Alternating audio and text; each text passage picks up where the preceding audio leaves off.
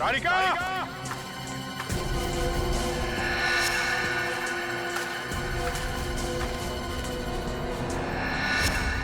ओह, ये तारिका का earliness. Earliness यहाँ पर?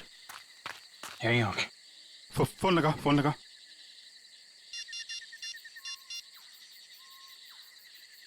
सर, घंटी जा रही है सर।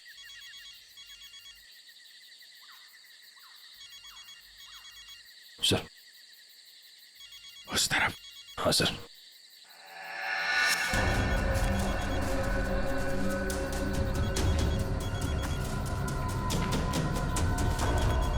सर, घंटी की आवाज काफी धीमी आ रही है।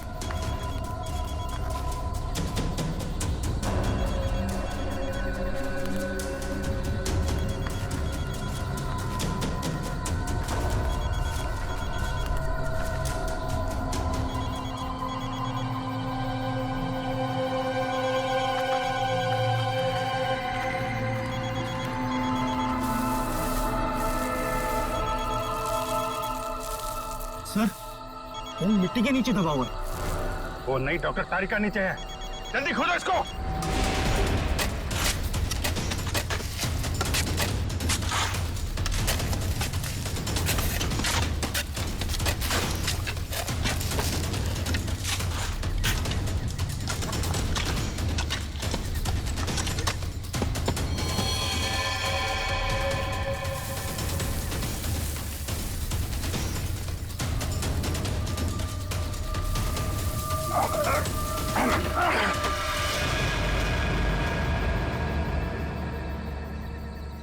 तारिका! तारिका! इसको खोलो। तारिका! My God! तारिका!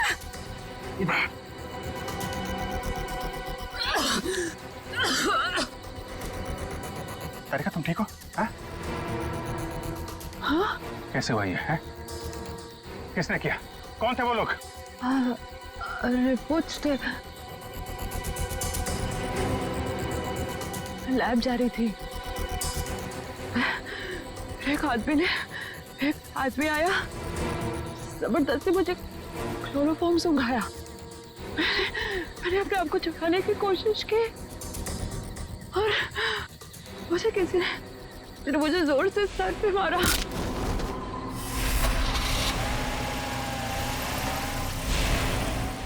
तो ये सब उन लोगों ने उस केस की रिपोर्ट्स के लिए किया है।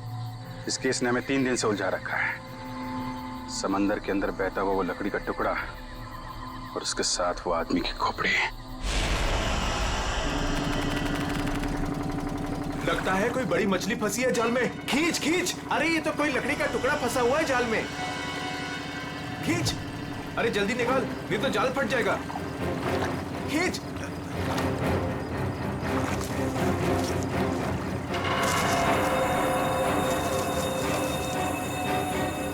ये क्या? अरे ये तो इंसान की खोपड़ी है।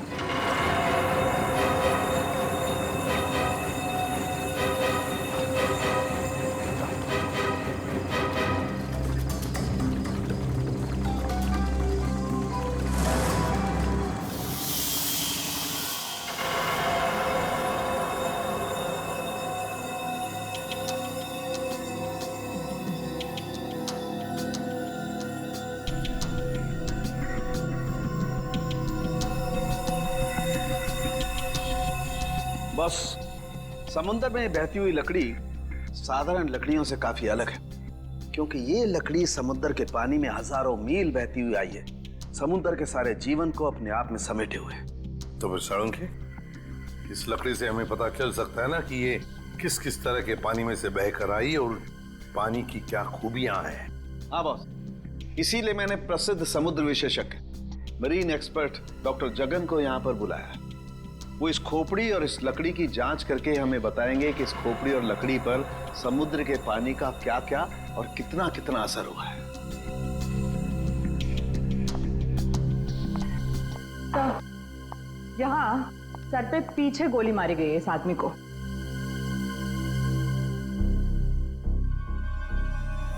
ये देखो बॉस, इस सुराग को देख करके लगता है काफी नजदीक से गोली मारी गई है। साळुंखे, क्या तू बता सकता है ये खोपड़ी कितने समय तक समुद्र में थी? बस ये जो काई हमें इस लकड़ी पर से मिली है, हाँ, ऐसी ही काई इस खोपड़ी की आंखों के चारों तरफ और आसपास भी है। ये काई हमें बताती है कि ये लकड़ी और ये खोपड़ी काफी बरसों से समुद्र में अपना डेरा जमाए हुए थी। फिर तो सालुंखे साहब ये भी पता चल जाएगा कि ये खोपड़ी समंदर के किस भाग में थी, और साथ ही साथ पक्के तौर पे ये भी पता चल जाएगा कि कितने समय तक थी। हाँ, पता चल सकता है। अरे क्या काम करो, इस खोपड़ी पर से जितने भी बैक्टीरियाज मिले उनका अच्छी तरह से एनालिसिस करो, इससे उनकी उम्र का पता लगेगा और बाद में हम इस खोपड़ी का रिकंस्ट्रक्शन करेंगे।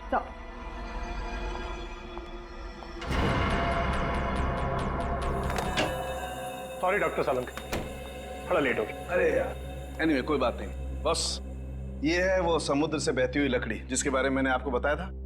Please check it.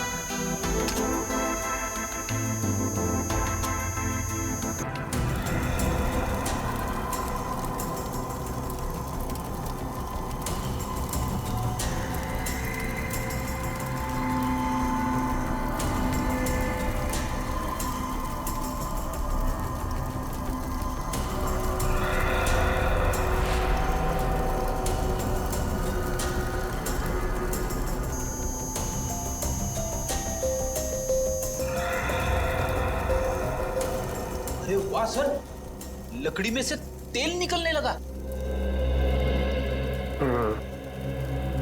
इसका मतलब यह है कि ये लकड़ी समुद्र के उस हिस्से में थी जहां बहुत सारा तेल बिखरा हुआ था, और उसी में से कुछ तेल इस लकड़ी ने सोख लिया।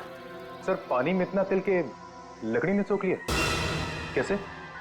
कई बार ऐसा होता है ना कि कोई तेल से भरा हुआ जहाज अगर समुद्र में डूब जाए तो उस जगह समुद्र में तेल ही तेल हो जाएगा। शायद वैसा ही हुआ होगा। अब मैं ये लकड़ी जलाता हूँ। वो क्यों? दरअसल इस लकड़ी को जलाने से जो अलग अलग तरह की लपटें उठेंगी, उससे हमें समुद्र के अलग अलग हिस्सों में मिलने वाले रसायनों के बारे में पता चलेगा।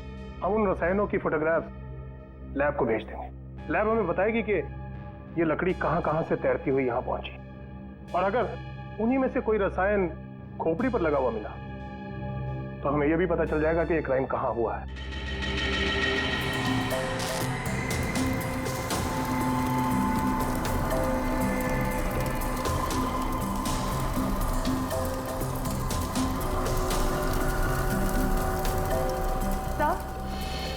सर, इस खोपड़ी में मिले समुद्री बैक्टीरिया और एल्गी की उम्र लगभग 7-8 साल है। 7-8 साल से समुद्र में? तो इसका एक ही मतलब है कि ये खोपड़ी जिस आदमी की है उसकी मौत समुद्र में 2005 में हुई है। 2005। उन रिपोर्ट से हमें पता चल सकता था वो खोपड़ी कहाँ थी, कहाँ से बह के आई थी। कोई तो है लेकिन जो ये नहीं चाहता कि सीआईडी इस केस की तह तक पहुंचे। किसी के चाहने या ना चाहने से सीआईडी नहीं रुकती।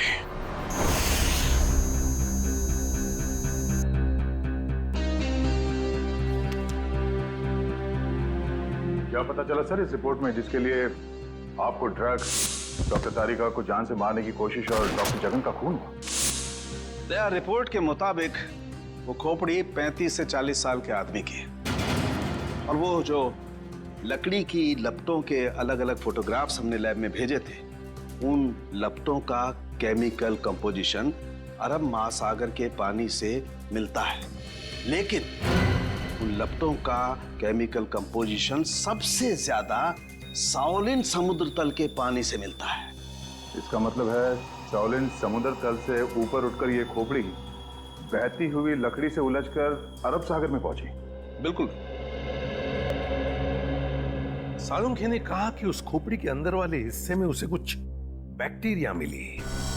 किण्वन क्रिया करने वाली बैक्टीरिया, फर्मेंटेशन करने वाली बैक्टीरिया। और फिर मरीन एक्सपर्ट डॉक्टर जगन के रिपोर्ट में यह भी बताया है उसकी खोपड़ी के ऊपर से कुछ फेरस ऑक्साइड के अंश मिले। फेरस ऑक्साइड, लोहे की जंग। लेकिन सर, समुंदर के नीचे एक खोपड़ी पे लोहे की जंग कैसे आ सकती है सर? वही तो। ये खोपड़ी 8-9 सालों से पानी के अंदर थी और बहती हुई एक लकड़ी से जाकर फंस गई, जिसपे से हमें तेल के भी कुछ अंश मिले। हो सकता है ये खोपड़ी किसी डूबे हुए जहाज के मलबे के नीचे दब गई हो।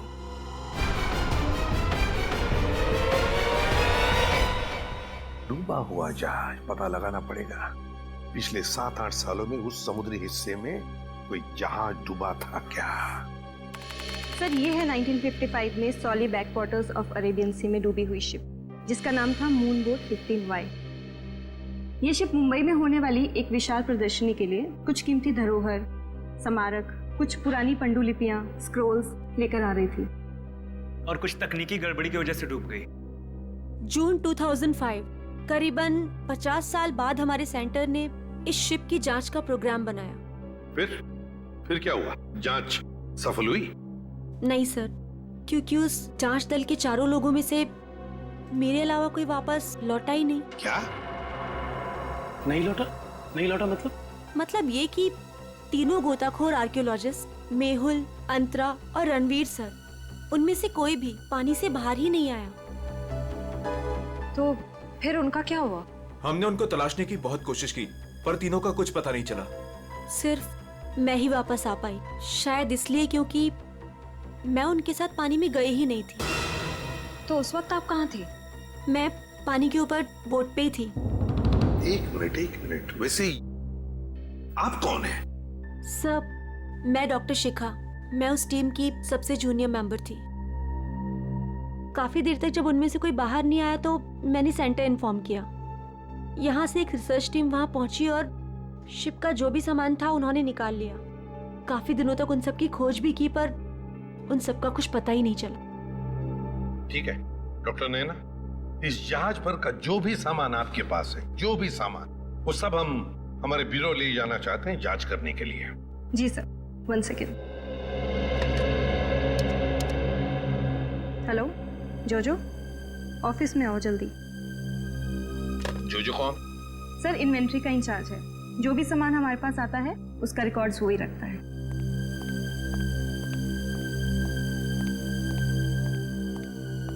मैडम, आपने बुलाया मुझे? हाँ, ये लोग CID से हैं और इन्हें मून बोट 15Y से मिला हुआ जो भी सामान है वो इन्हें चाहिए। ठीक है सर, मैं आपके ऑफिस में भिजवा देता हूँ, क्योंकि कुछ समय लगेगा कुछ डिटेल और गेट पास बनाने में। ठीक है, कोई बात नहीं। जो ने ये सारा सामान भेजा है मरीन रिसर्च सेंटर से। और तुम इन सारे सामानों को लिस्ट से मैच करके देख रहे हो? हाँ सर, और रणवीर, अंतरा और मेहुल, उन सब की फोटो भी भेजी है ईमेल पे, और उनके रिकॉर्ड्स भी। मयूर वही चेक कर रहा है। गुड, काम करो फ्रेडी, तुम्हारा ये सब लिस्ट चेक होने के बाद में ये सारा का सारा सामान फोरेंसिक लैब में भेज दो। Yes sir.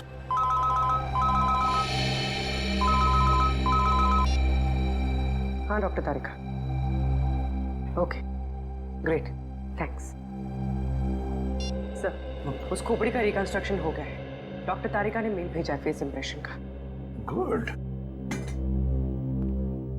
सर देखो जरा, वो चेहरा चेक करो।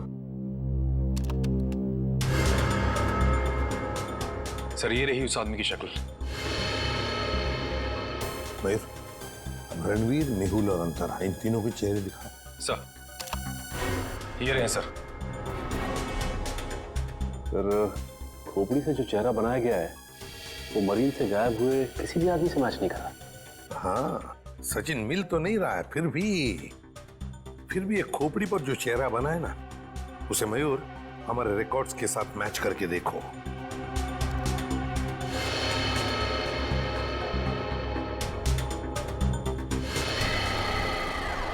सर, ये तो नामी जादूगर सम्राट है जो 2005 में गायब हो गया। क्या सम्राट सर इस दुनिया में नहीं रहे? और हम ये जानते हैं कि आपके सम्राट सर की मौत 2005 में हो गई थी। 2005 जून से तो गायब हो गए थे वो। 2005 में आप लोग थे सम्राट के साथ? हमने तभी ज्वाइन किया था और हम उनके असिस्टेंट थे। ओके, तो उनके गायब होने से पहले की कोई खास बात आपको याद है? हाँ सर, उस वक्त वो ताले और जंजीर बना रहे थे, जिसका हमारा जादू के शो में भी कोई काम नहीं था। मैं आपको उसकी फाइल दिखाता हूँ। राज, सम्राट सर की वो ताले वाली फाइल ले आना। ताले और जंजीर बना रहे थे? जी सर। हाँ सर, मैंने उनसे एक बार ये पूछा भी था कि ये क्या है। बोल रहे थे किसी खजाने की चाबी है, जिससे वो बहुत जल्दी अमीर हो जाएंगे और उनके सारे कर्ज खत्म हो जाएंगे। सर, ये देखिए फाइल।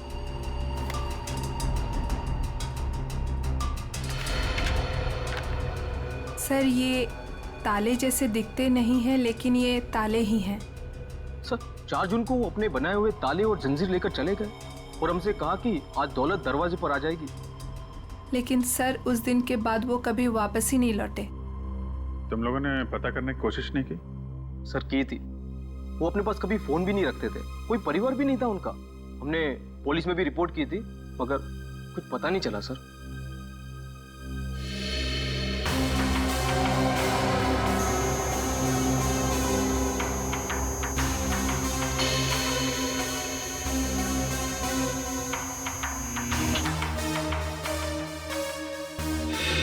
ठीक है, नेक्स्ट।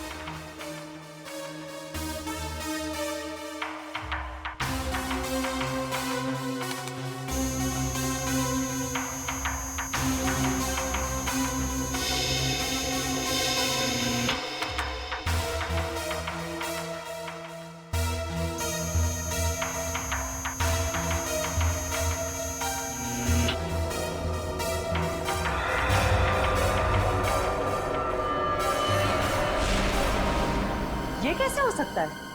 फिर से स्कैन करते हैं।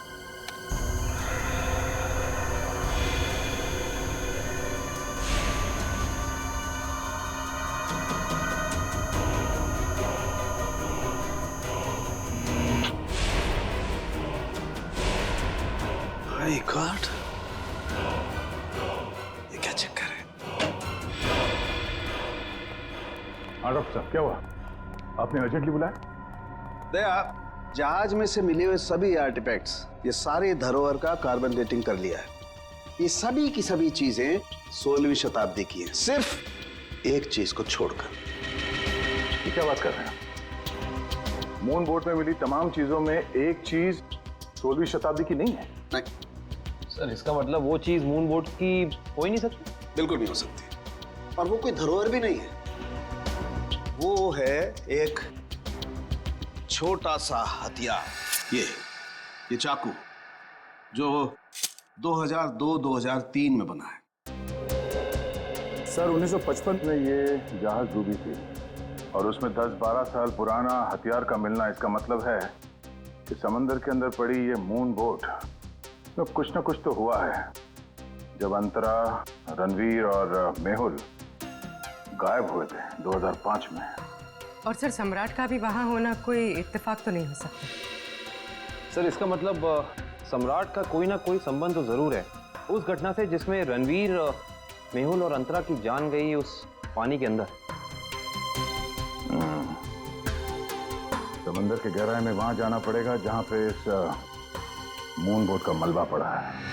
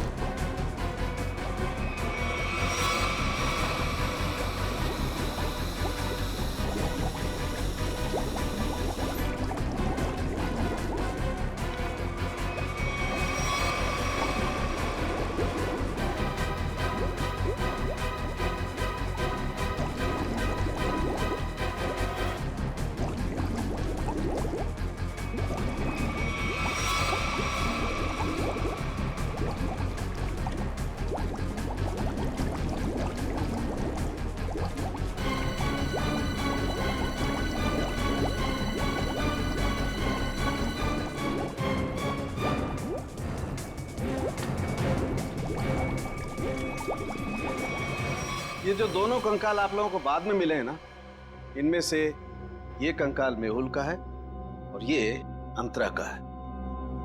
और ये खोपड़ी जो सबसे पहले मिली थी, ये कंकाल सम्राट का है। तो फिर रणवीर कहाँ गायब हो गया? अगर मेहुल, अंतरा और रणवीर पानी से वापस नहीं आए तो रणवीर कहाँ गया? उसकी तो लाश भी नहीं मिली हमें। सर कहीं ये सारा चक्कर रणवीर का तो नहीं? हो सकता है काबिल। सर फिर सम्राट का क्या लेना देना इन तीनों से? यही तो पता लगाना है पूर्वी कि किसके कहने पे सम्राट वहां गया था, क्योंकि उसका बनाया हुआ लॉक मून बोर्ड की कंपार्टमेंट में लगा हुआ था, जो 2005 में बना था, और उसके बाद से वो गायब था। सर फिर तो शिखा से दोबारा पूछताछ करनी पड़ेगी। वो अकेली वापस लौट कर आई थी, वो भी जिंदा। सबसे पहले हमें मून बोट प्रोजेक्ट की वीडियो चाहिए, वो भी मरीन सेंटर को जानकारी दिए बिना, वरना उस वीडियोस के साथ छेड़छाड़ हो सकती है। और ये टेप आज रात ही चाहिए।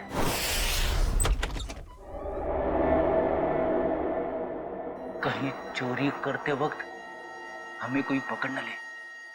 अरे सर कुछ भी नहीं होगा, टेंशन मत लो। सीआईडी का बैच है ना, हम लोग उसे सीआईडी का बैच दिखाएंगे और कहेंगे चोर पुलिस करने आए हैं। पहले अंदर तो चलो।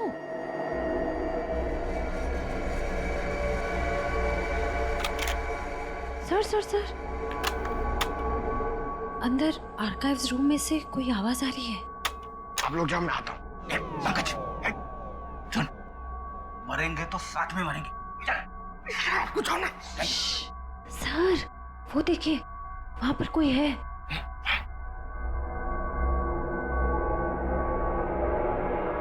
लाइट ऑफ, बंद कर टॉर्च।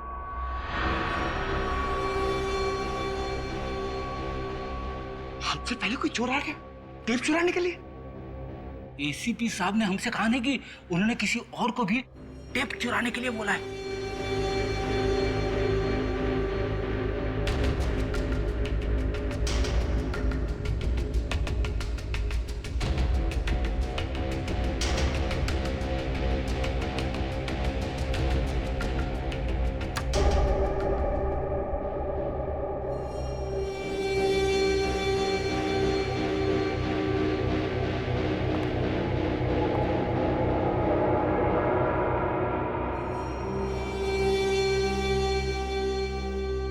हाथ ऊपर।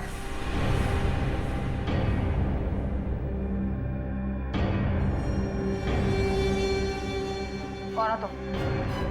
नकाब उतारो।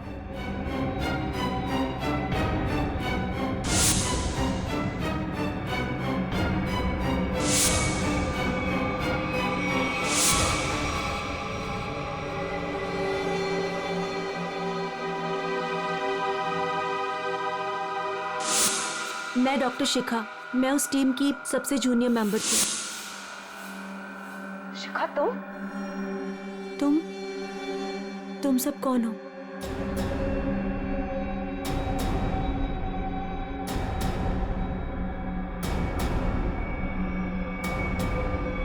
सीआईडी?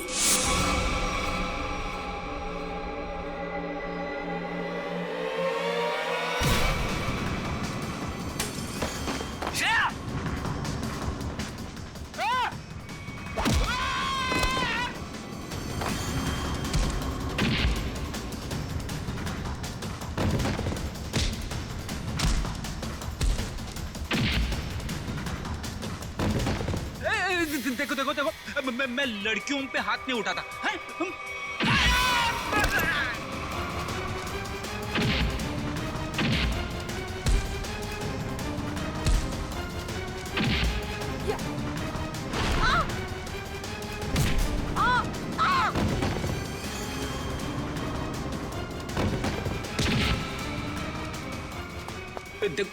नारी शक्ति लय भारी, लेकिन मेरी माँ अब भागना मत। नहीं, हाँ, वो तो रुक जा। शिखा तुम इतनी रात के तुम यहाँ क्या कर रही हो? सब मैंने कुछ नहीं किया है, मुझे जाने दीजिए। सर ये झूठ बोल रही है, इसने कोई टेप्स चुराए हैं। टेप्स? कैसे टिप्स चुराए तुमने? सब मैं बेगुनाह हूँ। मैं बस ये नहीं चाहती थी कि वो मून बोट के टेप्स किसी और के हाथ लगे। क्या है उन टेप्स में? क्या है बताओ जल्दी। सर वो उस टेप में, सर मैं अपना काम कर रही थी, तभी मैंने देखा कि एक बोट सामने से आई और उसमें कुछ लोग थे।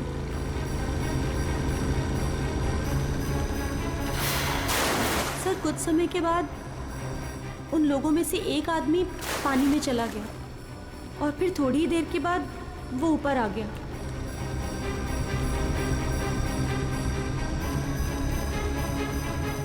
और सर जैसे ही वो ऊपर आया, एक आदमी ने उस पर गोली चलाई और वो मर गया।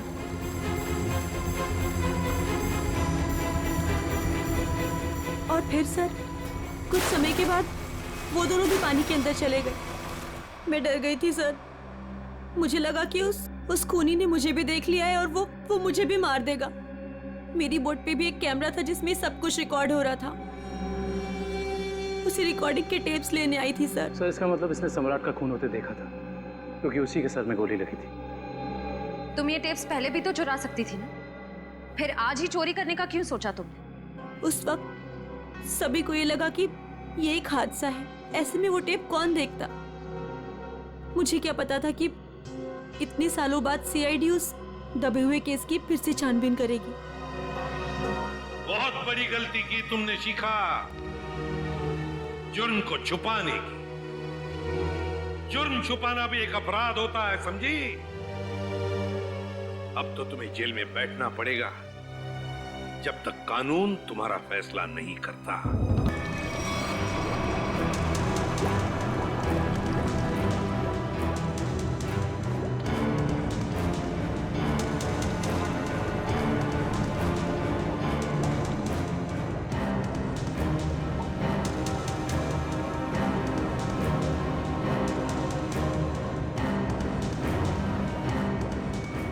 एक मिनट पॉज करो। सचिन, जो सामान हमारे पास मरीन सेंटर ने भेजा था, उस डूबे हुए जहाज पर जो था वो, उसमें ये मेटल बॉक्स नहीं था, ये संदूक। हाँ सर, ना तो ये बॉक्स लिफ्ट में था और ना ही मरीन रिसर्च सेंटर से आया है। फिर कहीं ऐसा तो नहीं कि ये मरीन सेंटर वाले ये बॉक्स छिपा रहे हैं हमसे? ये भी तो हो सकता है सचिन कि ये बॉक्स मरीन रिसर्च सेंटर तक पहुंचा ही नहीं। सब फिर ये बॉक्स गया कहाँ और इसके अंदर था क्या? हो सकता है पूर्वी कि कीमती सामान हो इसमें, और ये सारा सामान 1955 में महाराष्ट्र के एक म्यूजियम में आने वाला था। म्यूजियम में? तो कहीं ये खून इस संदूक की वजह से तो नहीं हुए? पता लगाना पड़ेगा म्यूजियम से क्या था इस संदूक में। मुझे 1955 के कार्गो शिप्स की फाइल्स चाहिए।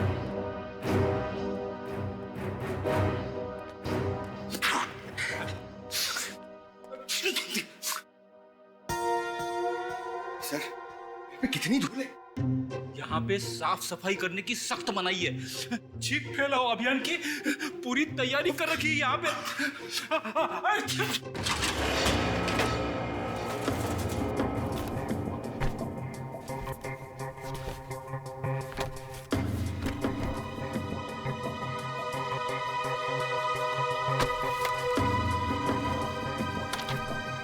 सर, ये रही वो फाइल, कार्गो शिप वाली।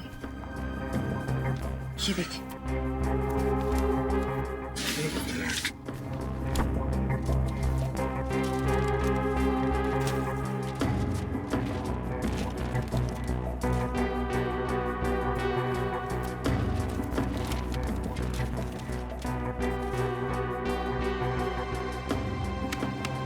ये देखो, मेटल चेस्ट, संदूक, मुगल जवाहरात से भरा हुआ संदूक 1955 की लिस्ट में है, लेकिन मरीन रिसर्च सेंटर के इन्वेंटरी में नहीं है। संदूक किसी ने पानी के अंदर से ही गायब कर दी। सर, ये काम कौन कर सकता है? श्रेया, ये काम तो वही कर सकता है जो मरा नहीं। सर, पानी में तो सम्राट, अंतरा, मेहुल और रणवीर गए थे।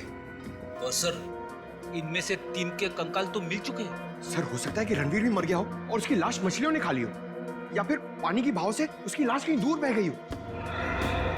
पंकज मान लिया कि ऐसा ही हुआ होगा, मगर संदूक का क्या? क्या वो जवाहिरात से भरा हुआ संदूक गायब हो गई? जरा सोचो, सम्राट, मेहुल, अंतरा, ये तीनों के तीनों उस जहाज में कैद थे। उनके कंकाल तो हमें मिल गए, मगर रणवीर का कुछ भी नहीं मिला। इतना सा निशान तक नहीं मिला रणवीर का। इसका मतलब है कुछ न कुछ तो करके रणवीर वहां से गायब हो गया उस संदूक के साथ। सब किया हुआ रणवीर का ही है। पर सर, अब तक तो सब ये समझते थे कि रणवीर मर चुका है। अगर वो जिंदा है भी तो हम उस तक पहुंचेंगे कैसे? और एक बात ये भी है सर कि रणवीर ने उस सोने को वैसे ही बेचने की गलती नहीं की होगी, वरना अब तक पकड़ा जाता। बिल्कुल, तो बस पता लगाना पड़ेगा 2005 के दरमियान ऐसे कितने जौहरी थे जो जवाहिरात, सोना चांदी गलाने का धंधा करते थे। ये रणवीर जरूर उन्हीं में से किसी एक के पास गया होगा। तो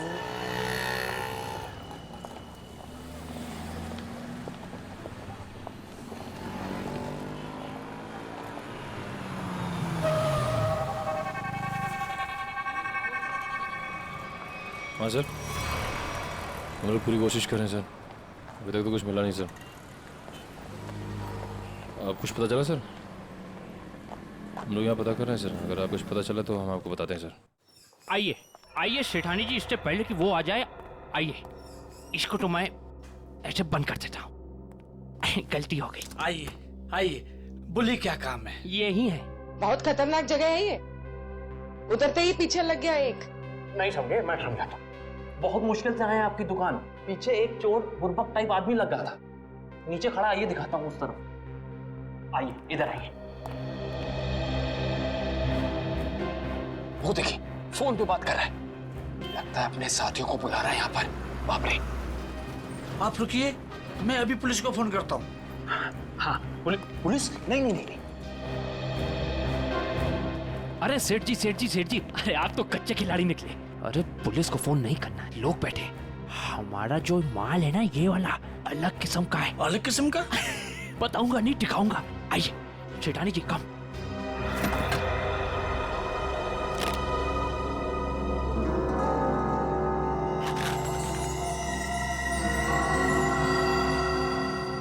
कैसा लगा? एकदम सही जगह पर आए आप।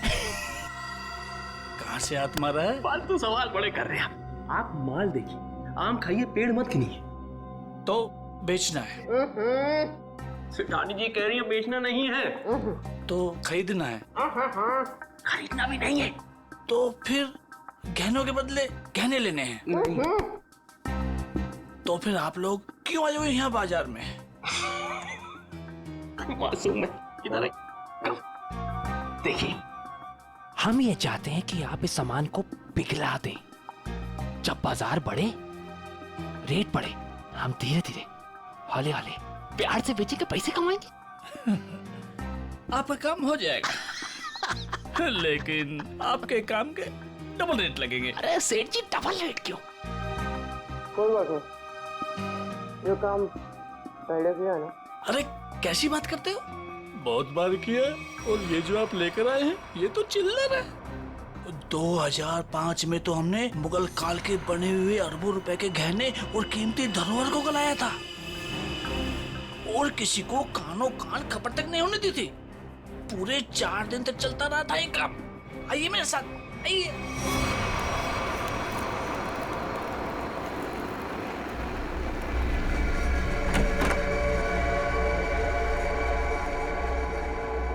अरे चुन्नू, अरे सेठ लोगों का कुछ माल है, गलाना है इसको।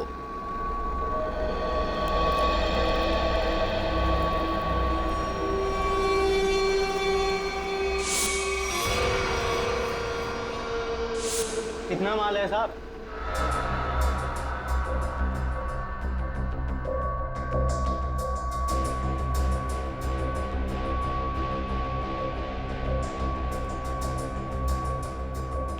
जोजो, तुम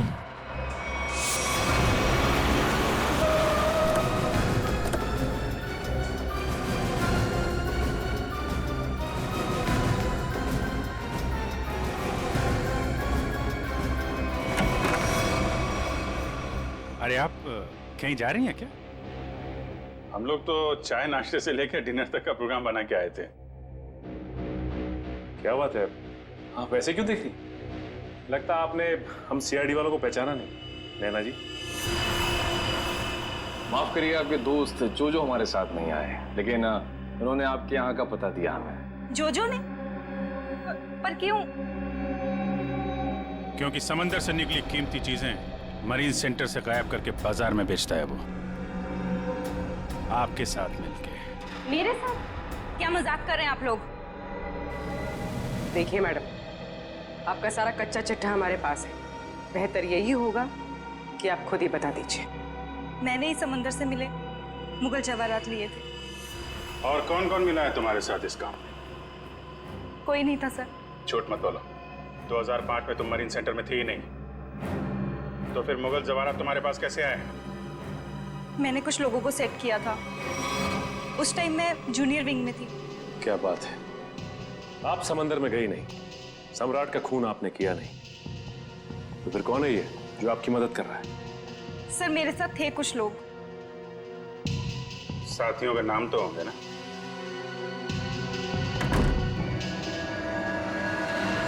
कौन अंदर? सर अंदर कोई नहीं सर। सर मैं अकेली हूँ सर, किसे देख रहे हैं सर?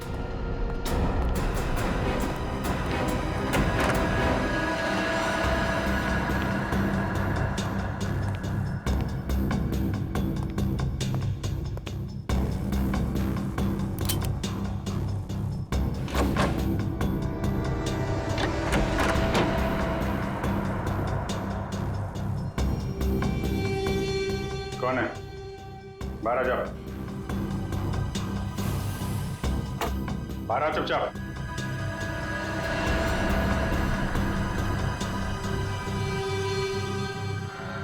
ओ, रणवीर। रणवीर? कौन रणवीर? 3-3 फोन करके इतने सालों से छुपा हुआ। सर मैं तो नैना का पति सिद्धांत हूँ। नाम बदल सकते हो लेकिन चेहरा नहीं। हाँ सर, मैं ही रणवीर हूँ। 2005 में मैं और मेरी टीम समंदर पे उस जगह गई थी।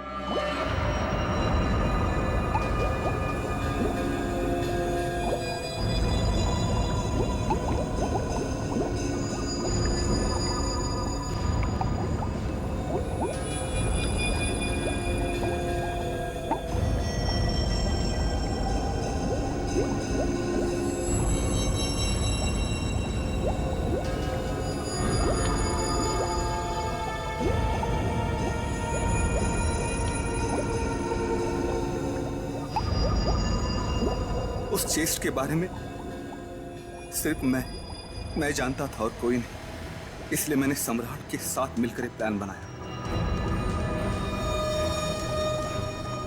सम्राट ने मेहुल और अंतरा को मार दिया और उनकी लाश बोट में छुपा दी।